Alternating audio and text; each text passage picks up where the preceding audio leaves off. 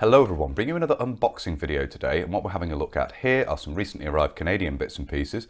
I want to say a massive thank you to James Wong in Canada, who's very kindly gifted me these items, and as said James, these will be very useful in making videos going forward, so thank you very much once again. I wanted to make this video just to have a look at exactly what's arrived, and that's what we're going to have a look at now.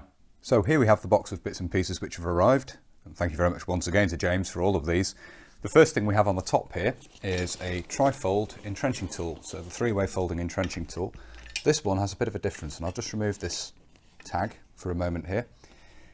It's somewhat enlarged compared to those which are standard, I guess you could say, derived from the US Alice equipment, or the M1967 originally, of course.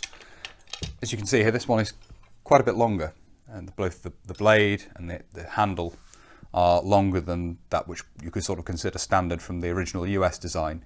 Canada did also have the sort of standard sized trifold entrenching tool introduced with the 1982 pattern, and there was a smaller cover for it. But this enlarged version was also issued, and I have the cover for this. I'm not entirely sure whether the smaller version was a trial and then the larger version was introduced.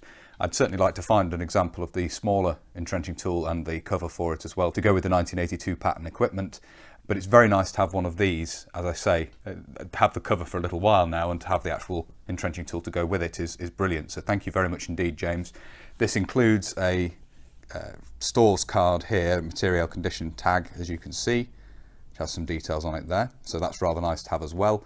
And this will feature in further videos going forward, talking about the Canadian 1982 pattern equipment. I certainly have plans to talk about that in the not too distant future. So it's rather nice to have one of these to complete the set, and obviously have inside the entrenching tool carrier when we talk about the equipment. So that's the trifold entrenching tool which has arrived. Just move that out of the way for the moment. Bringing the box back in here, we have, as the first clothing item, a vest, which I believe is intended to be worn underneath the combat uniform. It has this V-neck, as you can see here, the details of the tag there.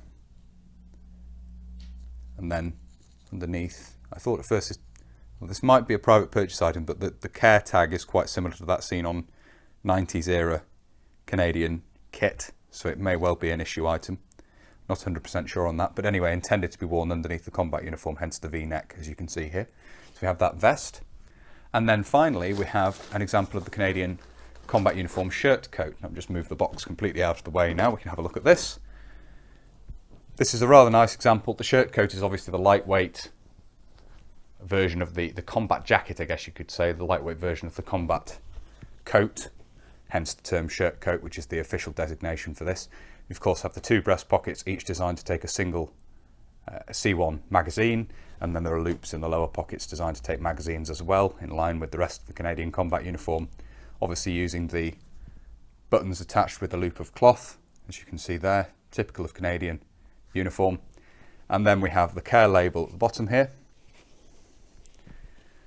You can see that there, which also gives the designation Coat Combat Man's Lightweight Mark II.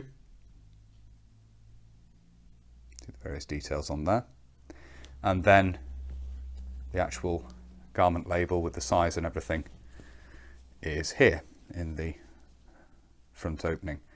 So you can see the details there of the size and so forth. Size 4, regular small, so it's my size basically, which is great.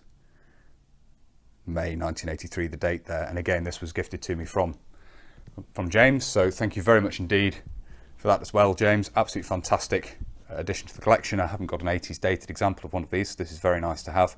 Very happy to have it, and as I say, once again, thank you very much for all of this stuff. All will feature in future videos looking at Canadian kit, of course. We'll probably have a more in-depth video looking at the Canadian combat shirt coat at some point going forward as well, because I do have several different examples of these, and it'd be quite interesting to have a look at them in more detail, so that will feature going forward. So there we are. A big thank you again to James for sending these bits and pieces over to me. It really is appreciated, James. Thank you very much. And as I say, these will be appearing in future videos going forward, looking at them in more detail. If you found this interesting and you'd like to see those future videos, please do consider subscribing to the channel if you haven't already. And whether you're newly subscribing or you've previously subscribed, please do make sure you hit the little bell, the notification button down below. That will of course alert you when I upload future videos. If you really like my uploads and you would like to support the channel, you can. Both Patreon and PayPal are linked down below. And a huge thank you to everybody who supports the channel using those two methods. It really is greatly appreciated. Thank you all very much indeed. If you'd like to follow the channel on social media, you can. Facebook, Instagram and Twitter are all linked down below. And if you don't really use social media, but you'd nevertheless like to get in touch with me, there is of course an email address down there as well. That's everything for this video. So until next time, bye for now.